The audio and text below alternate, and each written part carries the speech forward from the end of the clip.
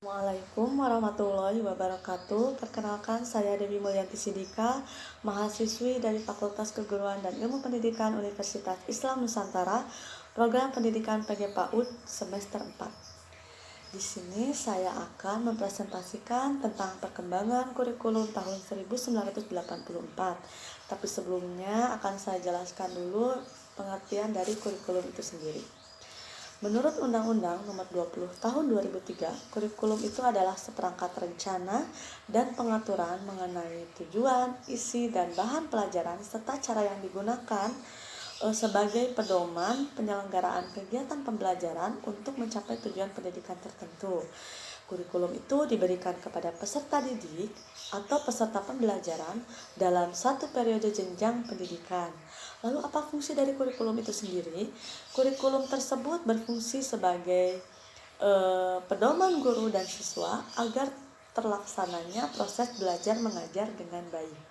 Sekarang yang akan saya bahas di sini adalah sejarah perkembangan dari kurikulum pendidikan anak usia dini tahun 1984. Nah, sebenarnya kurikulum Taman Kanak-Kanak tahun 1984 itu disebut juga dengan kurikulum tahun 1976 yang disempurnakan. Mengapa ada penyempurnaan? Alasannya karena terdapat ketidaksesuaian antara pelaksanaan pendekatan pusat minat pada setiap bidang pengembangan. Oleh karena itu ada beberapa penyesuaian. Nah, adapun hal-hal yang dianggap baru pada kurikulum tahun 1984 ini adalah yang pertama, adanya aturan yang menyatakan bahwa pengembangan kehidupan beragama itu harus melandasi semua bidang pengembangan. Yang kedua, tidak ada bidang pengembangan bermain bebas karena kegiatan bermain itu diterapkan sebagai wahana dalam setiap kegiatan yang dilakukan di taman kanak-kanak. Yang ketiga, pelaksanaan evaluasi itu dilakukan secara berkesinambungan, menyeluruh, objektif, dan sistematik untuk keperluan peningkatan hasil proses dan hasil pengembangan, serta pengelolaan program dan proses dari hasil pengembangan. Berikutnya, karakteristik dari kurikulum tahun 1984. Karakteristiknya itu ada 6. Yang pertama, untuk meningkatkan ketakwaan anak terhadap Tuhan Yang Maha Esa, maka kehidupan beragama itu harus melandasi semua bidang pengembangan. Seperti yang saya jelaskan di awal tadi ya. Yang kedua, kegiatan bermain bebas di taman kanak-kanak itu tidak merupakan bidang pengembangan lagi, tetapi diterapkan sebagai wahana untuk mengembangkan anak. Yang ketiga, 10 unit yang ada pada kurikulum tahun 1976 itu tidak digunakan lagi sebagai patokan pelaksanaan kurikulum di taman kanak-kanak. Jadi sebagai gantinya, guru itu dapat memilih langsung bahan pengembangan yang sesuai dengan perencanaan kegiatan mingguan dan harian. Yang keempat, memperluas dan memperdalam pengertian kelima sudut kegiatan yang ada agar dapat lebih fungsional dalam pemanfaatannya sesuai dengan bidang pengembangan yang ada. Yang kelima, memperbaiki organisasi kelas sehingga anak itu dapat lebih mudah bergerak dan dapat memilih kegiatan sesuai dengan kebutuhan, minat, dan kemampuan mereka.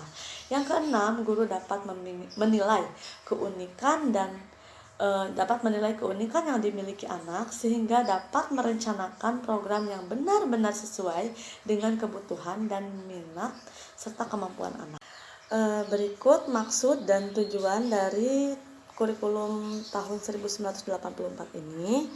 Sebenarnya tujuan pendidikan dari kurikulum Taman Kanak-Kanak tahun 1984 ini jika dibandingkan dengan tahun 1976 itu pada dasarnya sama, hanya saja penekanannya yang berbeda. Jadi jika pada kurikulum sebelumnya itu menjadikan anak itu sebagai warga masyarakat yang baik itu menjadi prioritas utama, sedangkan pada kurikulum tahun 1984 ini pengembangan pribadi anaklah yang lebih diutamakan. Hal ini terjadi karena pada masa itu banyak sekali teori-teori yang membahas tentang pentingnya perkembangan anak. Lalu isi program kegiatannya itu apa saja? Isi program kegiatannya itu diantaranya ada 7 bidang pengembangan. Yang pertama, pendidikan moral Pancasila. Yang kedua, pendidikan sejarah perjuangan bangsa. ketiga kemampuan berbahasa, keempat perasaan kemasyarakatan dan kesadaran lingkungan, kelima daya cipta, keenam pengetahuan, dan yang ketujuh jasmani dan kesehatan. Nanti akan saya jelaskan tujuan dari bidang pengembangan itu apa saja. Tapi sebelumnya, semua bidang pengembangan itu wajib diberikan kepada semua jenjang taman kanak-kanak. Adapun jenjang pelaksanaan di taman kanak-kanak pada tahun 1984 itu adalah yang pertama tingkat A, yaitu untuk anak didik umur 3-4 tahun, tingkat B untuk anak didik 4-5 tahun, tingkat C untuk anak didik umur 5-6 tahun. Tujuan dari bidang pengembangannya itu apa saja? Kita bahas yang pertama ya, dari bidang pengembangan pendidikan moral Pancasila. Tujuannya adalah untuk mengembangkan perasaan dan moral anak dalam rangka mencapai tujuan pendidikan nasional dan terwujudnya manusia Indonesia seutuhnya sesuai dengan Pancasila dan Undang-Undang Dasar 1945. Yang kedua, bidang pengembangan yang baru yang tadi saya sebutkan, yaitu pendidikan sejarah perjuangan bangsa. Jadi di tahun 76 itu PSPB tidak ada lahirnya, akhirnya dimasukkan di tahun 1984 ini. Tujuannya apa? Untuk mempertebal semangat kebangsaan dan cinta tanah air, meningkatkan pendidikan Pancasila, serta meneruskan dan mengembangkan jiwa, semangat, dan nilai-nilai Undang-Undang Dasar 1945 kepada generasi muda dengan memberikan penekanan pada ranah sikap dan nilai yang mendorong, merangsang ilham, dan menyeimbangkan kepribadian. Lalu berikutnya bidang pengembangan lingkungan, bidang pengembangan perasaan kemasyarakatan dan kesadaran lingkungan. Tujuannya adalah untuk menjalin hubungan dengan guru, teman sebaya, dan lingkungan sekitar. Yang ketiga, bidang kemampuan berbahasa. Nah, tujuannya apa? Tadi yang ketiga ya, sekarang yang keempat, bidang kemampuan berbahasa. Tujuannya adalah untuk mengembangkan kemampuan berkomunikasi secara tepat, kemudian mengembangkan minat berbahasa anak, kemudian mengembangkan kemampuannya untuk menyimak, mengembangkan kemampuannya untuk mengungkapkan perasaan, ide, pemikiran, dan lain-lain. Yang kelima, bidang pengembangan pengetahuan bidang pengembangan pengetahuan. Apa tujuannya? Itu untuk mengembangkan logika matematis dan pengetahuan antara ruang dan waktu. Kemudian mengembangkan kemampuan anak dalam membentuk konsep dan cara melihat berbagai macam objek, jadi mengenal persamaan dan perbedaan dari suatu benda. Kemudian mengembangkan imajinasi juga itu merupakan bagian dari pengembangan pengetahuan, bidang pengembangan pengetahuan. Yang keenam, bidang pengembangan pengetahuan daya cipta, itu tujuannya untuk mengenalkan benda di lingkungan sekitar dan menciptakan sesuatu berdasarkan pengetahuan yang sudah dia peroleh. Terakhir adalah bidang pengembangan kesehatan dan jasmani.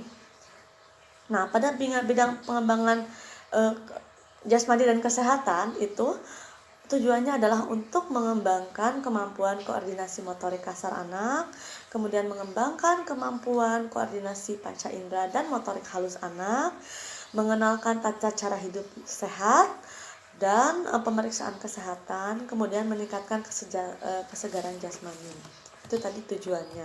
Lalu bagaimana prinsip pelaksanaan kegiatannya? Pada prinsipnya itu ada 3. Yang pertama, jadi pendekatan proses belajar mengajar itu dilaksanakan dengan lebih diarahkan kepada bagaimana anak belajar dari apa yang dia pelajari serta mengacu kepada kejadian pembangunan aktual. Jadi lebih banyak eksplorasi, jadi dia belajar dari bereksplorasi ya. Yang kedua, proses ditekankan kepada anak belajar sambil berbuat dan mampu mengelola pemerolehannya. Jadi banyak praktek.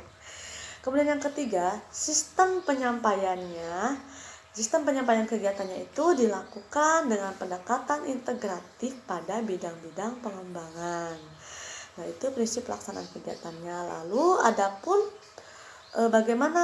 adapun cara penilaiannya. Nah, bagaimana cara penilaiannya itu? Penilaian untuk perkembangan anak di taman kanak-kanak diarahkan agar mengetahui seberapa jauh prosesnya dan hasil pengembangan yang diinginkannya itu telah terwujud. Nah, penilaian tersebut dilakukan secara berkesinambungan, menyeluruh, objektif, dan sistematik untuk keperluan peningkatan proses dan hasil pengembangan, serta pengelolaan program dan pelaporan proses dan hasil pengembangan.